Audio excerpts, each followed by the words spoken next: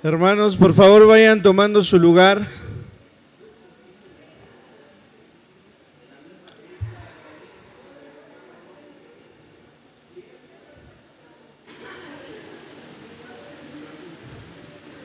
Vamos tomando el lugar para poder comenzar.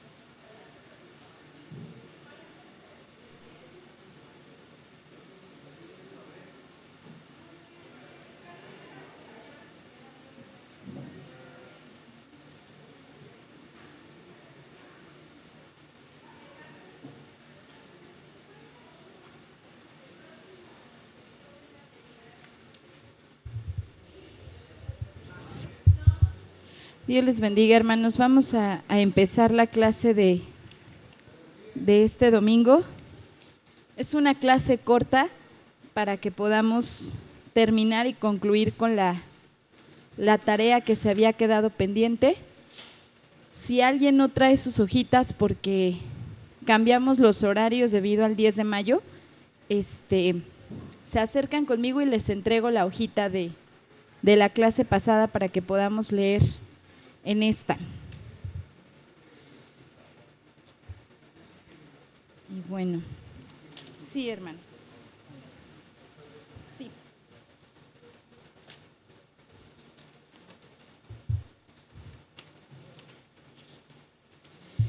Bueno, vamos a orar y empezamos la clase del día de hoy.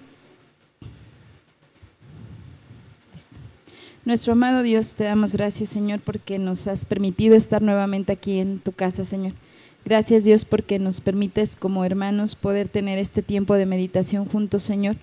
Te pedimos, Padre, como hemos orado cada día, Señor, que tu palabra rompa nuestra vida, nuestro corazón, Señor, que quebrante lo más duro que hay en nosotros, Señor, para poder vivirla, Señor, enseñarla y poder, Señor, ser testimonio de lo que tú haces en la vida de cada uno, Señor. Te pedimos, Padre, que nos dé sabiduría y guía para poder hablar de tu palabra, de esta materia que hemos estado tomando de historia de la iglesia, Señor. Háblanos, Padre. Déjanos ver, Señor, que tú siempre has guardado y preservado tu palabra, la doctrina, Señor, para poder tener una iglesia que busque, Señor, de la manera correcta. Te pedimos, Señor, que tú obres en medio de nosotros, Señor, que tú hables, Padre. Gracias, Señor, por este tiempo te damos, Señor. Te adoramos, Señor, y te alabamos. En el nombre de Jesús, amén. Bueno, para recordar nada más lo que estábamos viendo, para terminar en esta clase que les decía es corta, para dentro de 15 días ver la clase de la historia de la iglesia en la Edad Media. Es rápida esa clase también, porque no nos enfocamos tanto a la historia de la Iglesia Católica, sino vamos a ir poniendo algunas de las enseñanzas que surgen en la Edad Media y posterior, que dan forma a lo que se va a llamar después la Iglesia Católica. Pero bueno, aquí estábamos hablando de la herejía más importante que hubo en el siglo IV, a finales del siglo IV. ¿Alguien recuerda cuál es la herejía? El arrianismo.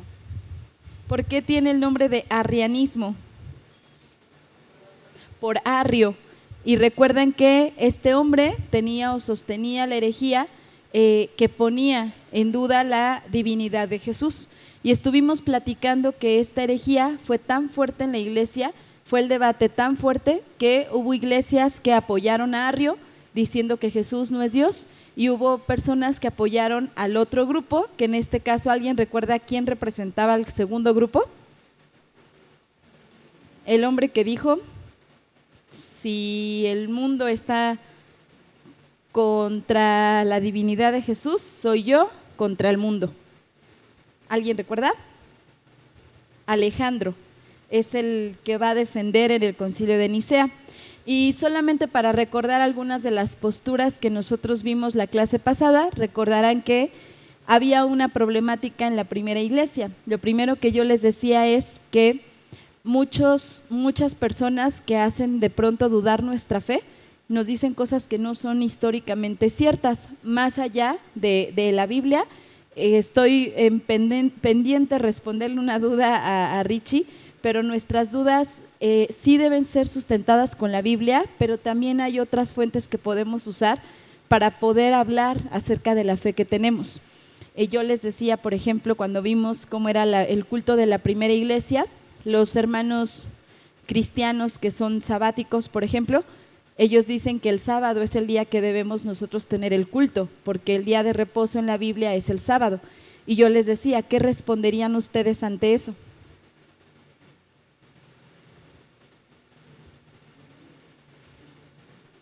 Porque a veces decimos, pues es que la ley ya quedó fuera, ¿no?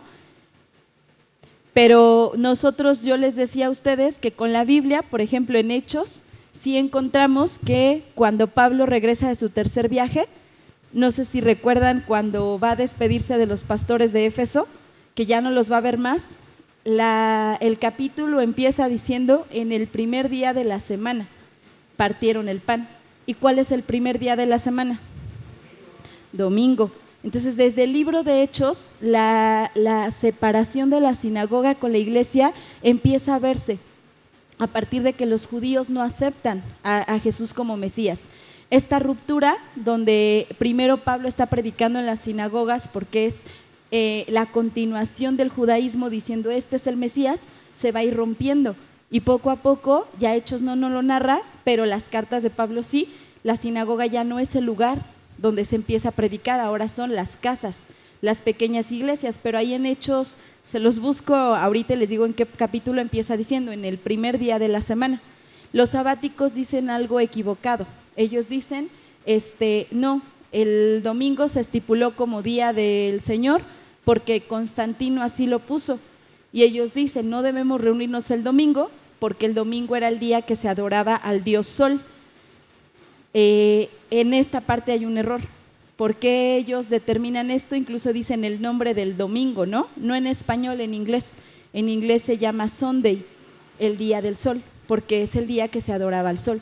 Entonces, nosotros podemos ver a través de Hechos que esto no es así. El primer día de la semana se empieza a reunir la iglesia, y la primera iglesia, sus reuniones las hacen en domingo.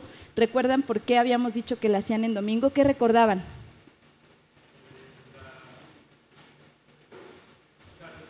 La resurrección, exactamente, la resurrección de Jesús.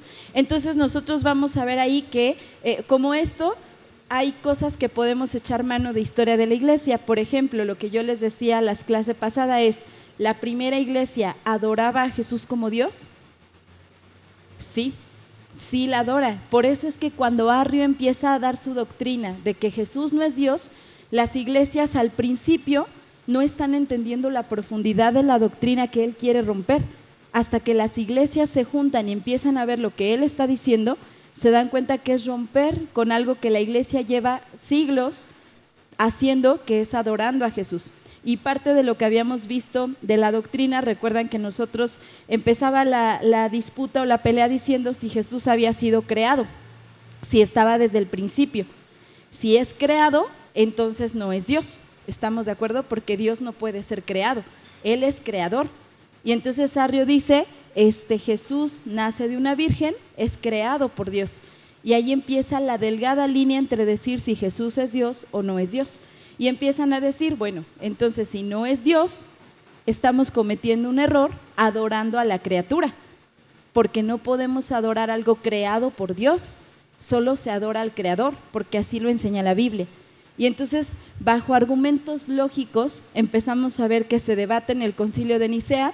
Yo les decía, recuerden los pasajes donde quieren adorar a Pablo, por ejemplo, y no lo permiten. Incluso les quieren ofrecer sacrificios y ellos dicen, no, nosotros no somos, ¿no? Incluso a Juan el Bautista. Y yo les decía, ¿por qué Jesús, en el tiempo que estuvo aquí como hombre, permite la adoración? ¿Cuál sería la conclusión?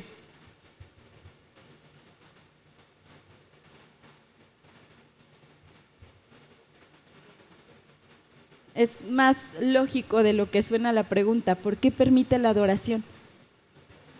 Porque es Dios. No habría manera en que Él permita, entonces hablaríamos de un Dios, y lo digo con respeto para que me entiendan la comparación, de un Dios malo, si entonces está prohibido que se adore a la creación y Él permite que se le adore, entonces está haciendo pecar al pueblo con su enseñanza. Y entonces en medio de esto se hace el Concilio de Nicea, que nosotros vemos que fue convocado por Constantino. De ahí es que muchos dicen, es que hablan de este concilio como si hubiera sido un concilio malo, donde se determinó la enseñanza a través de hombres. Y entonces yo he escuchado testigos de Jehová que dicen, es que la adoración a Jesús no existía hasta el Concilio de Nicea, donde Constantino lo impuso.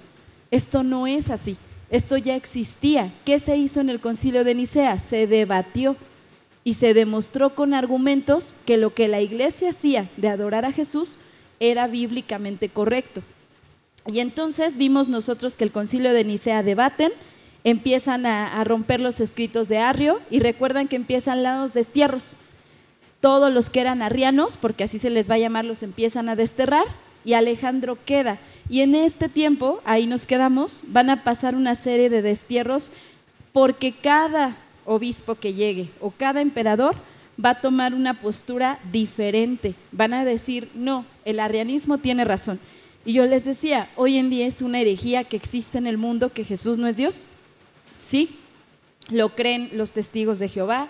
Y yo les decía, si ustedes buscan la enseñanza de los testigos de Jehová, ha cambiado a través del tiempo.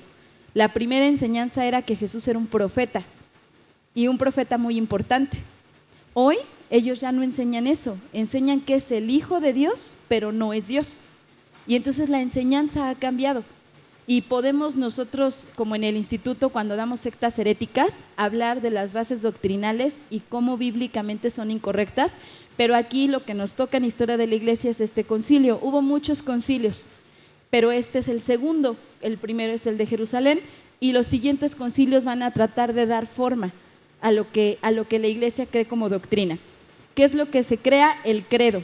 Ahí lo vamos a releer porque en esa parte nos quedamos. Vamos a la última parte de la segunda hoja. ¿Ya vieron? Ahí está el credo, ¿sí?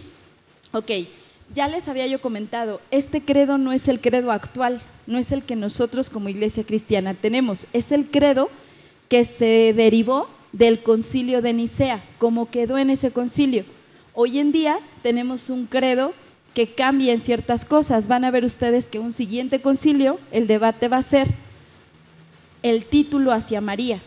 Y esa es la parte de la tarea que vamos a ir nosotros desarrollando para la siguiente clase. Pero bueno, vamos a empezar con el credo. Lo voy a leer y quiero que ustedes me digan cuáles son las enseñanzas contrarias al arrianismo que se van a implementar en el credo, ¿sí? Creemos en un Dios Padre Todopoderoso, hacedor de todas las cosas visibles e invisibles, y en un Señor Jesucristo, el Hijo de Dios, engendrado como el unigénito del Padre, es decir, de la substancia del Padre. Dios de Dios, luz de luz, Dios verdadero de Dios verdadero, engendrado, no hecho, consubstancial al Padre, mediante el cual todas las cosas fueron hechas, tanto las que están en los cielos como las que están en la tierra, quien para nosotros los humanos y para nuestra salvación descendió y se hizo carne, se hizo humano y sufrió, y resucitó al tercer día y vendrá a juzgar a los vivos y los muertos, y en el Espíritu Santo, a quienes digan que hubo cuando el Hijo de Dios no existía y que antes de ser engendrado no existía y que fue hecho de las cosas que no son o que fue formado de otra sustancia o esencia o que es una criatura o que es mutable o variable, a estos anatemiza la Iglesia Católica. Ya se usa el término Iglesia Católica. ¿Qué significa católico? Universal, quiere decir universal. ¿Por qué se llama así? Porque es la iglesia o la religión que se establece para todo el imperio. Universales para todos los que vivimos aquí, tienen que tener esa fe, ¿sí? ¿Qué partes del credo ustedes ubican que son para debatir la herejía de Arrio o para ya dar una postura final?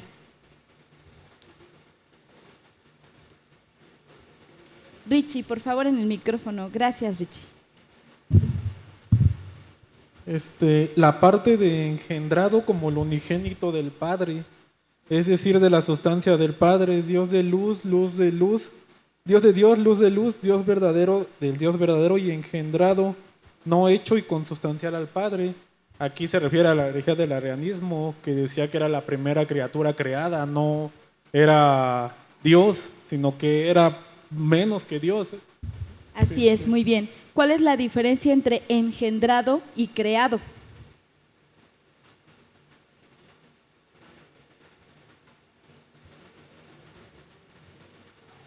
¿Cuál será la diferencia entre estas dos palabras? Luis, por favor. Pues yo creo que engendrado más que nada es pues, algo que salió de mí, ¿no? Y creado, pues yo lo hice externamente. Salió de, pero ya existía, ¿sí? O sea, llegó aquí como hombre, pero ya existía. Y creado es que yo lo formé y llega a este mundo a través de María, ¿no? Y nosotros vemos en esta parte la misma substancia. Yo les decía la clase pasada, ¿por qué dan muerte los judíos a Jesús? Sí sabemos que murió por nuestros pecados y sabemos que murió como el Cordero, pero ¿cuál fue la causa política?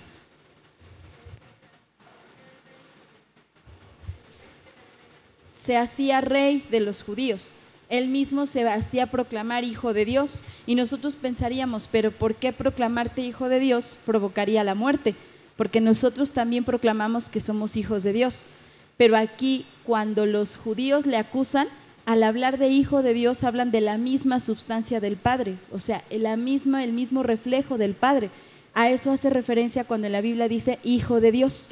Y entonces tendemos que meternos en un estudio más del griego, pero ustedes verían que cuando se habla de Jesús, cuando se dice bendito por los siglos, por ejemplo, la traducción, la palabra griega en otros textos, para otras personas, eclecto, es el bendecido.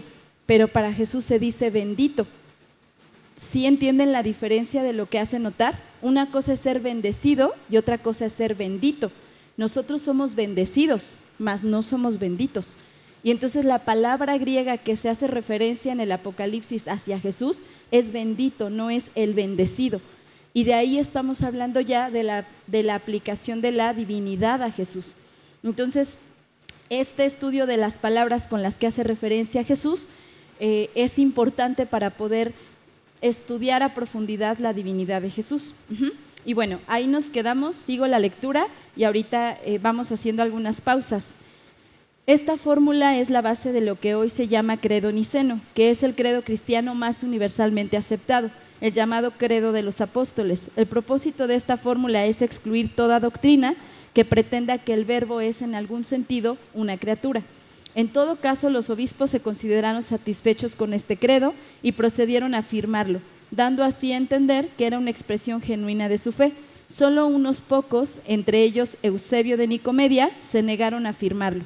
Estos fueron condenados por la asamblea y depuestos, pero a esta sentencia Constantino añadió la suya, ordenando que los obispos depuestos abandonaran sus ciudades.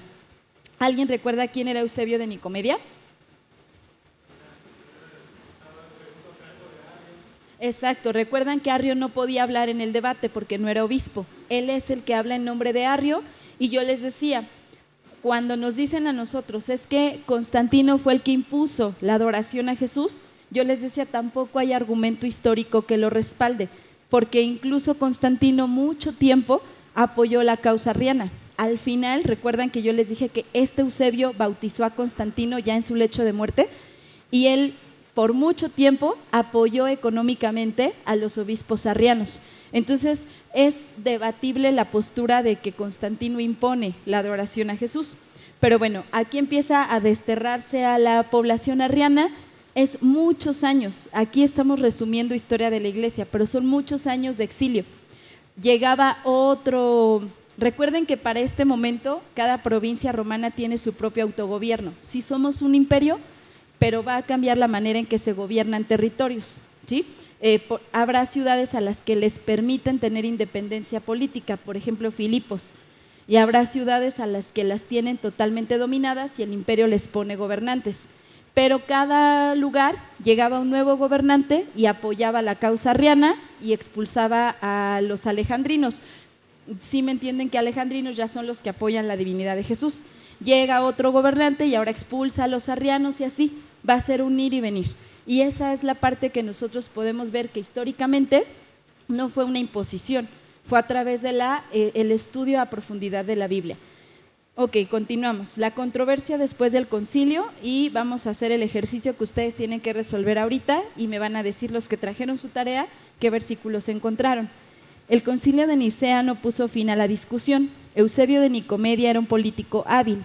Su estrategia fue ganarse de nuevo la simpatía del emperador, quien pronto le permitió regresar a Nicomedia. Hasta el propio Arrio fue traído del destierro y Constantino le ordenó al obispo de Constantinopla que admitiera al hereje a la comunión. El obispo debatía si obedecer al emperador o a su conciencia cuando Arrio murió. Entonces Arrio regresa por orden de Constantino y ustedes saben que alguien que la iglesia proclama hereje no puede participar de la comunión y entonces se le permite y Constantino da la orden de que Arrio entre a la iglesia en Constantinopla y siga sirviendo en la iglesia. En el año 328 Alejandro de Alejandría murió y le sucedió a Atanasio, el diácono que le había acompañado en Nicea y que desde ese momento sería el gran campeón de la causa nicena. Para el momento más importante del debate, muere Alejandro de Alejandría y se queda a cargo de la defensa de la fe Atanasio.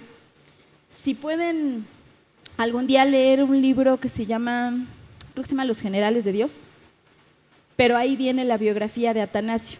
Es un hombre que no les puse aquí parte de lo que él escribe en una carta, pero algo que a mí me gusta mucho leer de él es que él iba de acompañante de Alejandro de Alejandría y dice que cuando él estuvo en el concilio, dice que un fuego se apasionó por Dios en ese concilio y él empieza a tomar el lugar de la defensa de la divinidad de Jesús. Pero este hombre va a ser el principal opositor a Arrio hasta la muerte de Arrio, pero la biografía de Atanasio es muy importante para entender cómo Dios se revela a la vida de un hombre a través de acompañarlo en este concilio y solamente ser su apoyo en el debate en este concilio. Sigo. Cuando Constantino decidió por fin recibir el bautismo en su lecho de muerte, lo recibió de manos de Eusebio de Nicomedia. A la muerte de Constantino le sucedieron sus 3 hijos, Constantino II, Constante y Constancio. A Constancio le tocó la mayor parte de Oriente. Al principio la nueva situación favoreció a los nicenos, pues el mayor de los 3 hijos de Constantino favorecía su causa e hizo regresar del exilio a Atanasio y los demás. Pero cuando estalló la guerra entre Constantino II y Constante, Constancio, que como hemos dicho reinaba en el Oriente, se sintió libre para establecer su política en pro de los arrianos. Entonces ya vieron quiénes fueron los del conflicto, los hijos de Constantino. Muere Constantino, sus hijos se reparten el reino y 2 de ellos apoyan a los arrianos y solo uno apoya a los nicenos. Y otra vez el Imperio Romano queda dividido en posturas teológicas. Dice... continúo. Atanasio se vio obligado a partir al exilio, del cual volvió cuando a la muerte del Constantino II todo el occidente quedó unificado bajo Constante y Constancio tuvo que moderar sus inclinaciones arrianas. En esto estaban las cosas cuando un hecho inesperado vino a cambiar el curso de los acontecimientos. A la muerte de Constancio le sucedió su primo Juliano, conocido por los historiadores cristianos como el apóstata. Aprovechando las contiendas entre los cristianos y la reacción pagana, había llegado al poder. ¿Recuerdan que vimos a Juliano el apóstata hace 2 clases, me parece? Que fue el intento de regresar a la adoración a los ídolos. Entonces él logra matar a los 3 hijos de Constantino, llega al gobierno y entonces vamos a ver que se busca regresar a la adoración de los ídolos, aprovechando la disputa y que no se ponían de acuerdo los arrianos con los nicenos. ¿Hasta aquí me van entendiendo el concilio de Nicea y todo lo que trae? Bueno, en esta parte podemos hablar mucho del concilio de Nicea, que vamos a hablar la siguiente clase, porque hay otras cosas que se estipularon en el concilio de Nicea, el día de culto, la manera del culto. Eso sí podemos nosotros, que ya lo habíamos platicado, los cambios que Constantino hizo a la manera en que se hacía el culto. Y yo he escuchado a veces hermanos que dicen, es que deberíamos volver a la primera iglesia. Sí, pero no en todas las cosas. Hoy no podríamos reunirnos en una casa, no cabemos. Y tener el culto como se tenía. La iglesia cambia, pero la doctrina no cambia. Y la iglesia se transforma dependiendo de las circunstancias políticas, pero la doctrina no puede transformarse. Y entonces, en esta parte vemos que la iglesia va a tener cambios importantes en el culto, lo que ya decíamos, ya no es en una casa, ya no se esperan para ser bautizados y empiezan a implementar cosas que sí afectaron a la iglesia, que ya las habíamos platicado. ¿Hasta aquí alguien tiene alguna duda? ¿No? Bueno, ¿cuál era la tarea? Buscar citas donde nosotros pudiéramos fortalecer o entender la divinidad de Jesús. Yo les he dicho, ¿es la Trinidad? ¿Es una palabra que encontramos en la Biblia? No. En ninguna parte de la Biblia vamos a encontrar la palabra Trinidad. ¿Es una doctrina que encontramos en la Biblia? Sí. Yo puedo leer la Biblia de Génesis, Apocalipsis y puedo encontrar la Trinidad a través de todo el pasaje. No sé si han visto maneras de estudiar la Biblia donde todo el año estudias sobre un tema. Todo el año encontramos a Jesús en la Biblia, ¿no? Y alguna vez yo leí la Biblia con la palabra Trinidad y todo el año tenías que leer de Génesis, Apocalipsis, encontrando la divinidad del Padre, del Hijo y del Espíritu Santo. A mí esa manera de leer la Biblia me gustó mucho y me ayudó mucho a entender doctrinalmente la divinidad y la Trinidad. Yo se los he dicho, ¿lo podemos explicar? No hay manera. No puedo yo explicarles qué tanto es hombre, qué tanto es Dios en la cruz. Ese es el mayor debate, ¿no? Cuando empezamos a meternos en toda esa explicación, nos vamos a encontrar que nuestra mente es muy corta para entenderlo, pero bíblicamente es doctrinal. Entonces, yo les puse unas citas ahí. ¿Me pueden hacer favor? Si tienen plumas, no sé si se quedaron acá. Si no traen plumitas, Brisa, ¿me haces un favor, hija? Allá arriba, en lo de los jóvenes, en el salón de jóvenes, está la cajita de plumas. ¿Te la traes, por favor? Ah, mira, ya ahí están. Gracias, Brisa. Vamos a buscar las citas que vienen ahí, las que les acabo de poner en el cuadrito. Y estas citas hablan de que Él es verdadero hombre, porque también es parte de la herejía. Otra herejía que tenemos es pensar que Jesús vino como Dios, pero que no era hombre. Y esto también es una herejía. Por eso la enseñanza es que Jesucristo es verdadero Dios y verdadero hombre. Y bueno, aquí están las 4 citas. Ustedes me van a poner qué de esa cita me revela que Jesús es verdadero hombre.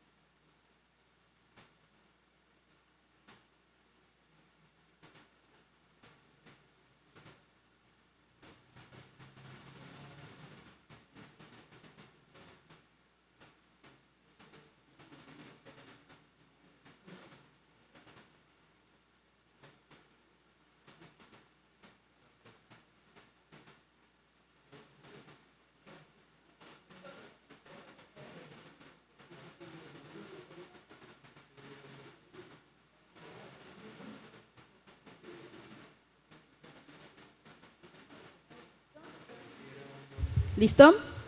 ¿Sí? Ok, primer cita. ¿Qué podemos ver? ¿Qué nos deja ver esa cita de Jesús como verdadero hombre? Tuvo hambre, muy bien. No era un espíritu, como se dice. Muy bien, ¿qué más? Siguiente cita. Tuvo sed, muy bien. Siguiente cita. Nació de una mujer. ¿Qué otra cita? La siguiente cita.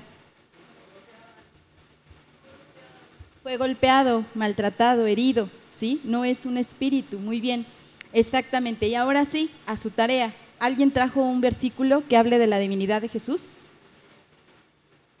O uno que ya se sepan. Yo les decía, si los testigos tocan a su casa, ¿se hacen los que no están o les abren? Y les predican. Porque decía, una hermana me gustaba mucho que decía, nosotros no salimos a evangelizarlos, pero Dios nos los manda. Entonces ahí cuando toquen, ahí agárralos, ¿no? Entonces, si ustedes han platicado con un testigo, siempre tú debes escucharlos, pero ellos no te escuchan lo que tú les quieres enseñar.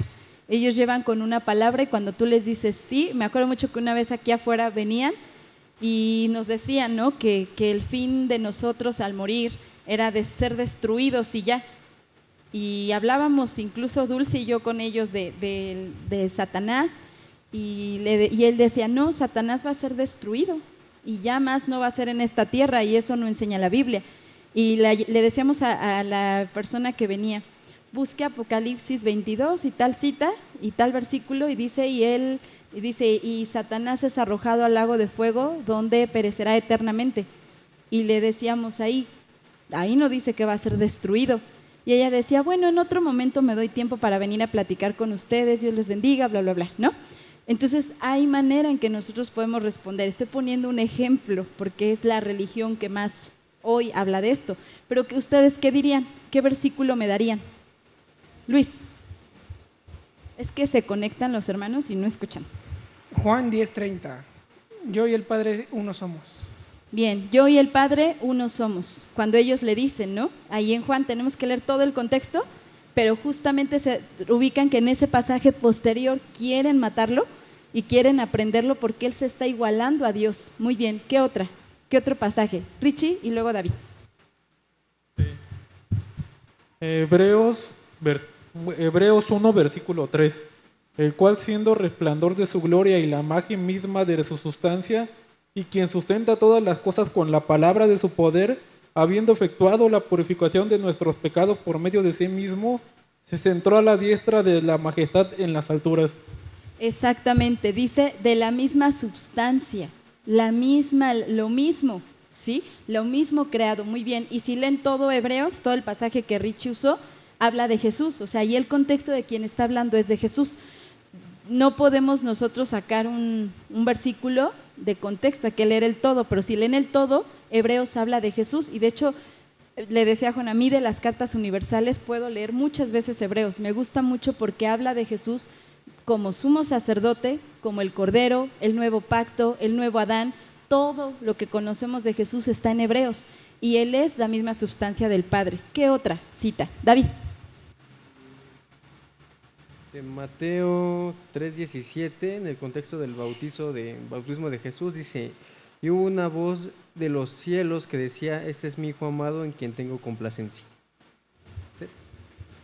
Ahí me habla de que es hijo, pero recuerdan que decíamos de la palabra cuando dice hijo, la misma sustancia, no hijo como nosotros, que somos adoptados como sus hijos. Ahí habla de la misma sustancia, por eso la importancia de leer la palabra textual que está ahí. ¿Alguien tiene otra cita? Hermana Leti.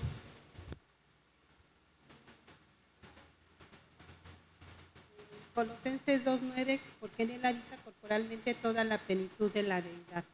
Exactamente, porque en él habita corporalmente, o sea, en su cuerpo, toda la plenitud de la deidad.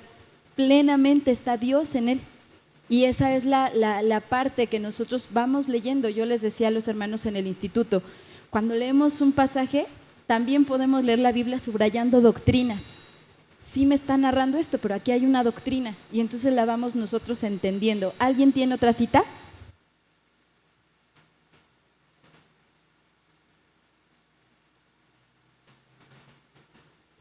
Ok, vamos a ver ahorita la última hoja. Sí, mamá.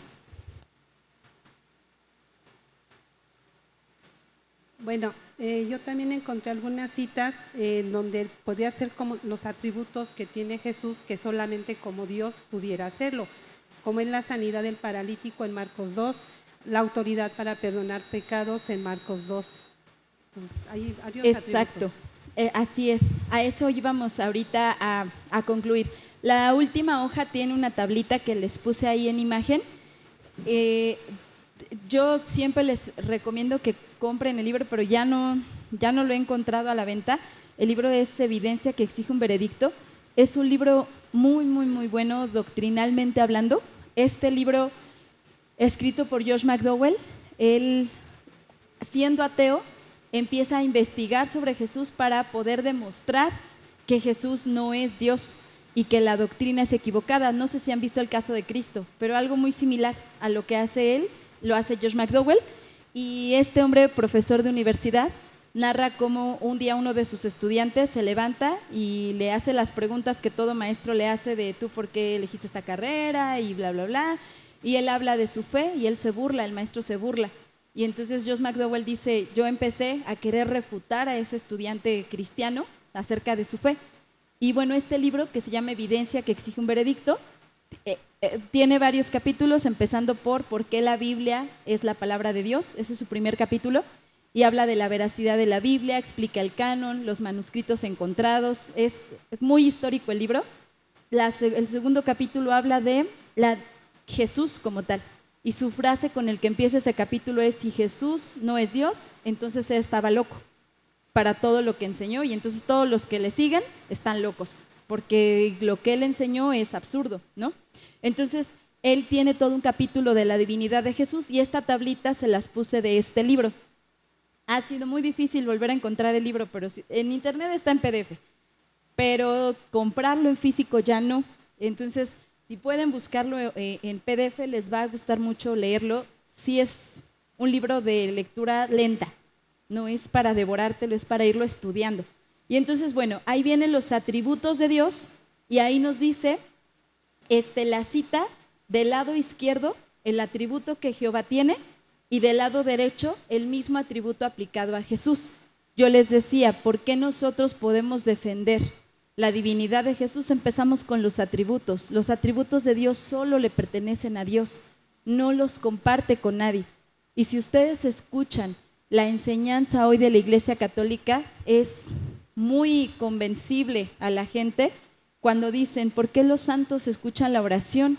Si los santos no son omnipresentes ni omniscientes, ¿cómo escuchan la oración de nosotros y de Colombia y de Perú y de...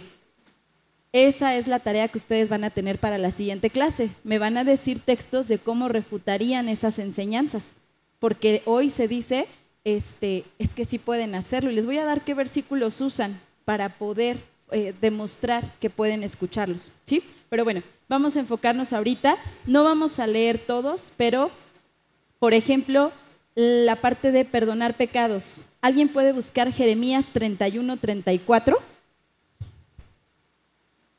Jeremías 31:34. ¿Y alguien me puede hacer el favor de buscar Marcos 2, del 7 al 10? Jeremías 31:34.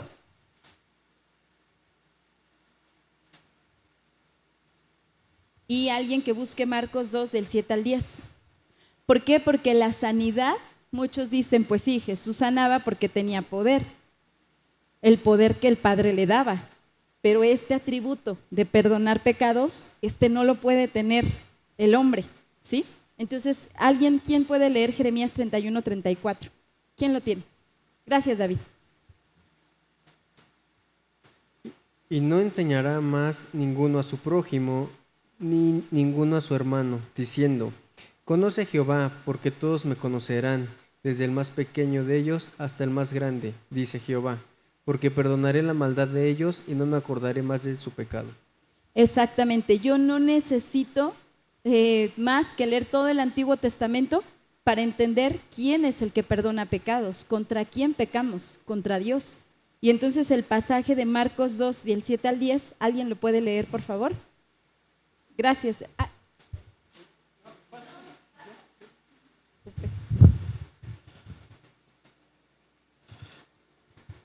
¿Por qué habla así? Blasfemias dice. ¿Quién puede perdonar pecados sino solo Dios? Y conociendo luego Jesús en su espíritu que cavilaban de esta manera, dentro de sí mismo les dijo, ¿por qué caviláis así en vuestros corazones? ¿Qué es más fácil decir al paralítico, tus pecados te son perdonados?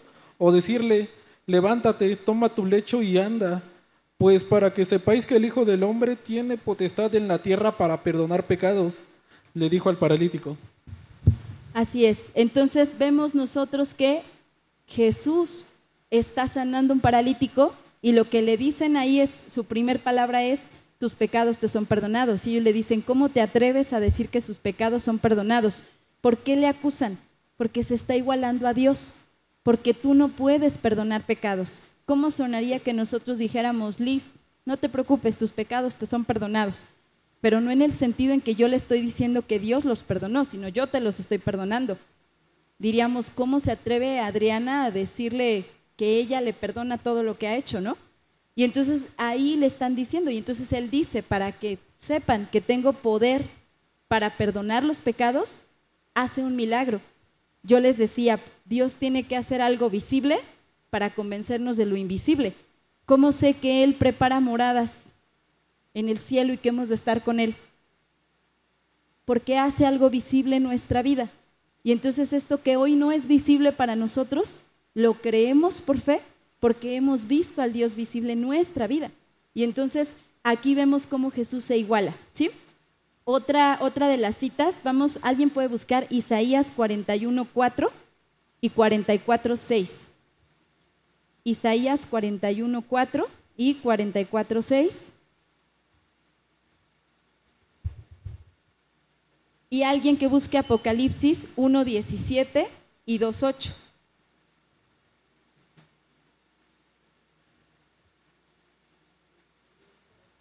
¿Alguien tiene la primera cita?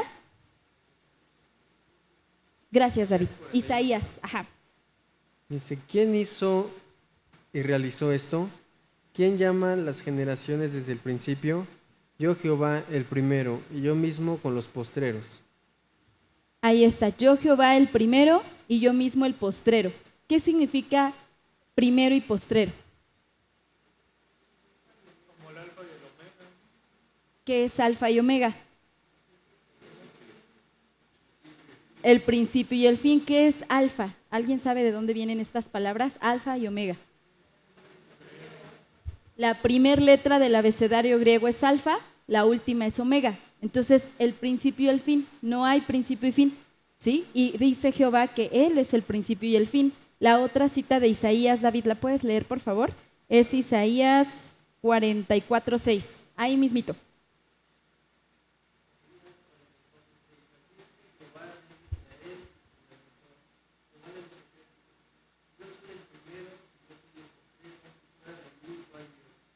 Ahí está, dice Jehová de los ejércitos, yo soy el primero, yo soy el postrero, y fuera de mí no hay Dios. Quiere decir que solo Él es el primero y el postrero, el alfa y el omega. Nadie puede tener ese título. ¿Y qué pasa cuando nosotros encontramos un versículo donde habla que Jesús es el primero y el postrero, el alfa y el omega? Volvemos a la misma lógica que usaron los nicenos. ¿Nos está llevando a pecar Dios y a adorar a la criatura? No, quiere decir que Él también es Dios, de la misma substancia. ¿Alguien puede leer Apocalipsis 1:17?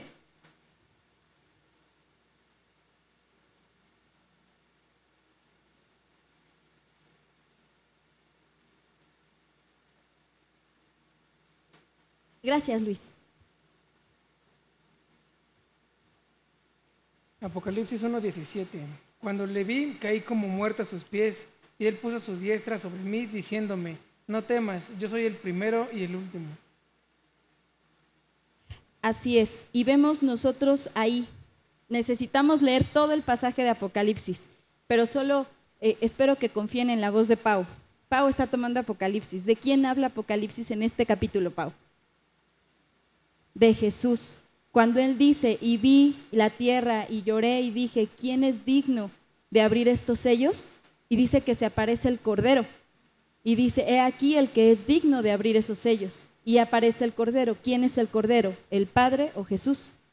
Jesús. Y de ahí está diciendo que Él es el alfa y el omega. La traducción es primero y postrero, o primero y último, ¿sí? Entonces ahí están compartiendo atributo, que es la eternidad. No hay inicio y no hay fin para Él. Ese es otro de los atributos. Aquí vamos ahorita al Salmo 148:2. ¿Alguien me puede hacer favor de leer Salmo 148:2? Y alguien Filipenses 2, del 4 al 11. Salmo 148:2 y Filipenses 2, del 4 al 11. ¿Quién puede leer el Salmo?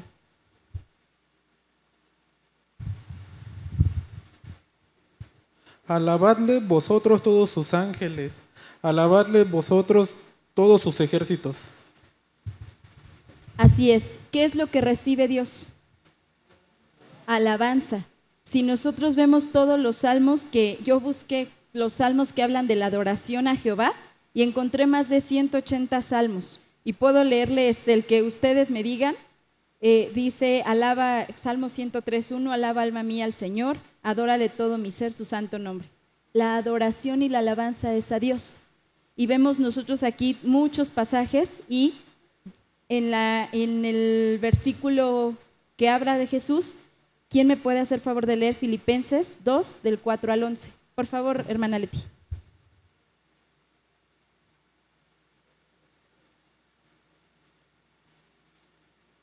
No mirando cada uno por lo suyo propio, sino cada cual también por los de los otros. Haya pues en vosotros este sentir que hubo también en Cristo Jesús, el cual, siendo en forma de Dios, no estimó el ser igual a Dios como cosa a que aferrarse, sino que se despojó a sí mismo tomando forma de siervo, hecho semejante a los hombres, y estando en la condición de hombre, se humilló a sí mismo, haciéndose obediente hasta la muerte y muerte de cruz. Por lo cual Dios también le exaltó hasta lo sumo y le dio un nombre que es sobre todo nombre, para que en el nombre de Jesús se doble toda rodilla de los que están en los cielos y en la tierra y debajo de la tierra, y toda lengua confiese que Jesucristo es el Señor, para gloria de Dios Padre. ¿Qué está haciendo en los últimos versículos? Adorando. Dice que ante Él toda rodilla se doble, y el mandato es que nadie puede darle adoración a algo creado. Y entonces aquí en esta parte, de hecho más arriba dice, el cual siendo en forma de Dios, no estimó el ser igual a Dios como a cosa que aferrarse.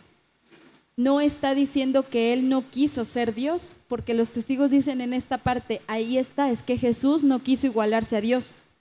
Si leemos el pasaje, ¿qué es lo que está diciendo? Él siendo Dios, no se aferró a su divinidad. No está diciendo que él no quiso hacerse igual a Dios porque sabía que era hombre. Está diciendo que él siendo Dios, no se aferró a esa divinidad y se humilló siendo hombre. Y entonces dice más abajo que para que en el nombre de Jesús se doble toda rodilla de los que están en los cielos y en la tierra y debajo de la tierra. Y vemos en Apocalipsis también cómo cuando aparece el Cordero, dice que todos cantan adorando y alabando al Cordero. Hay adoración a Jesús. Y entonces son cosas y atributos que solo le pertenecen a Dios. Ya para terminar, vamos a buscar las citas. Bueno, aquí les puse esta, hay muchas más. Yo les puse una primer tabla, pero hay muchas más donde se compara con la roca. Ahí viene el juez, la luz, el buen pastor. Si ustedes ven el Salmo 23, ¿cómo empieza? Jehová es mi pastor. Y cuando nosotros vemos en Juan, dice Jesús, yo soy el buen pastor. Él, Jesús. Y entonces atributos que solo se le dan a Dios los tiene Jesús. Todas estas las pueden buscar con calma y hay muchas más referencias de las comparaciones de Jehová con Jesús. Sin embargo, no quiere decir que son la misma persona, son la misma sustancia, diferente persona, ¿sí? Y vamos a las últimas citas. ¿Alguien me puede hacer favor de buscar? Bueno, les voy diciendo quién para que terminemos ya la clase de hoy. Gaby, ¿puedes buscar Juan 5, 17, 18? Que es la cita 2. Liz, ¿puedes buscar Juan 14, 8 y 9? Sarita, ¿puedes buscar Romanos 9, 5? Luis, ¿puedes buscar Primera de Juan 5, 20?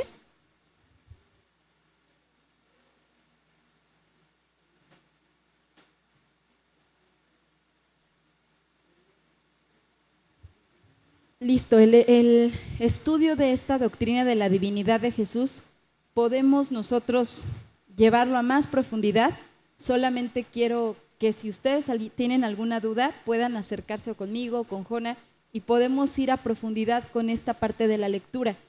Nosotros estamos tratando de dar a través de estas clases la doctrina básica que nosotros tenemos, pero si hay alguna doctrina que todavía no podemos tener bien entendida, pueden acercarse con nosotros. Vamos a acabar con estas citas, pero la idea es que ustedes vean que lo que se defiende en el Concilio de Nicea no es imponer una ideología, es mostrar que la adoración que se tenía a Jesús los primeros siglos es totalmente bíblica y que no estaban cometiendo una herejía, ¿sí? Por favor, Gaby, ¿puedes leer la cita? Juan 5, 17 y 18.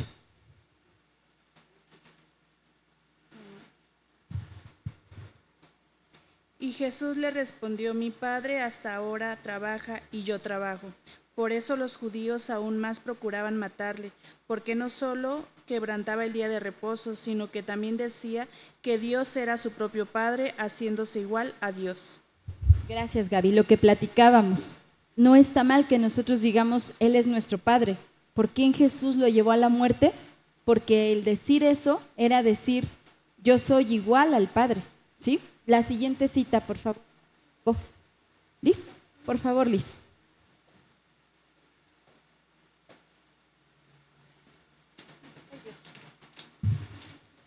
Felipe le dijo, Señor, muéstranos el Padre y nos basta. Jesús le dijo, ¿tanto tiempo hace que estoy con vosotros y no me has conocido, Felipe? El que me ha visto a mí, ha visto al Padre. ¿Cómo pues dices tú, muéstranos al Padre? Ahí está, dice, el que me ha visto a mí, ha visto al Padre, ¿sí? Porque habla de la semejanza con Dios mismo. La cita que sigue, Sarita, ¿te tocaba a ti? Sí.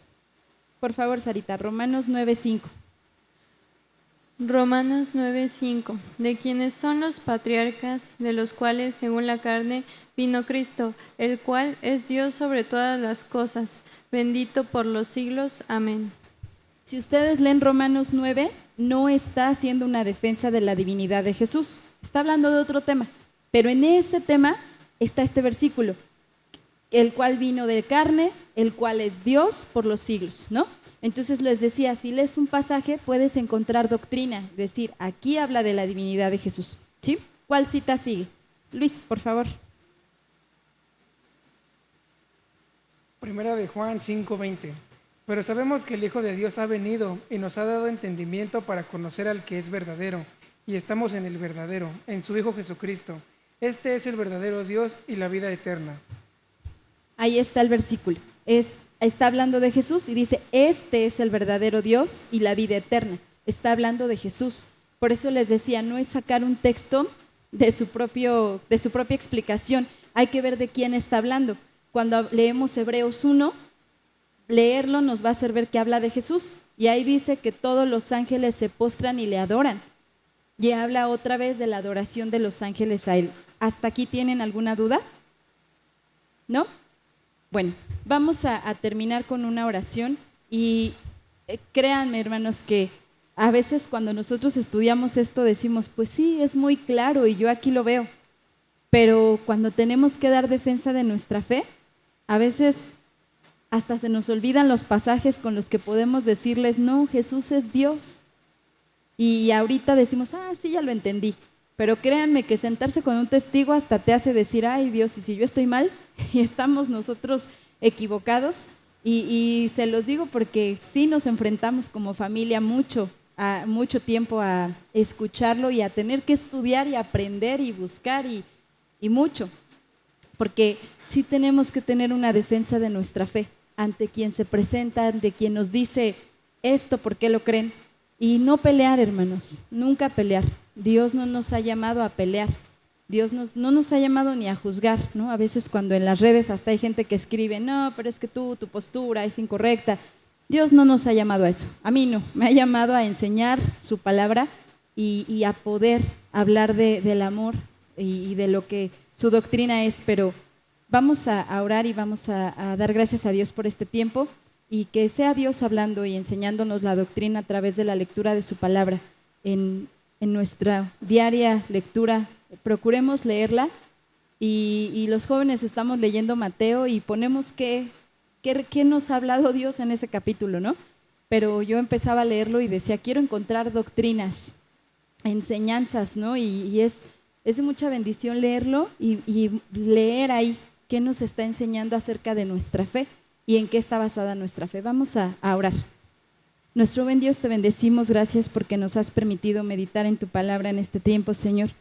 Gracias porque en tu sabiduría tú te has manifestado en nuestra vida, Señor, porque en tu sabiduría, como tu promesa estuvo escrita, no nos dejarías solos. Te damos gracias porque tu Espíritu Santo está con nosotros, porque es el Espíritu Santo quien nos convence, quien nos redarguye, quien nos habla, porque es tu Espíritu Santo el que mora en nosotros. No permitas que olvidemos que tu Espíritu Santo está en nosotros, y que podamos ver que la bendición y que tú nos has dado victoria porque Él está en nosotros. Te pedimos que nos guíes, Señor, a poder hablarles a las personas que hoy necesitan escucharte a ti, Señor, que necesitan conocerte como un Salvador. Gracias porque hemos orado en muchos momentos y en muchos tiempos, porque tú nos saliste, Señor, para defender nuestra fe. Que tú nos des sabiduría, nos des inteligencia, Señor, que tú nos des amor para hablarle a los que no te conocen, Señor. Llévanos, Padre, a poder entender tu palabra, a estudiarla, a escudriñarla, Señor. Bendice a cada uno de nuestros hermanos, llévales con bien, Señor. Guarda de cada una de las familias de nuestra iglesia, Señor. Que podamos venir con alegría el domingo, Señor, y juntos poder nuevamente reunirnos para buscar en tu palabra lo que tú quieres hablarnos, Señor, para adorarte, Señor. Bendícenos, Padre, en este día, en tu nombre, Jesús. Amén.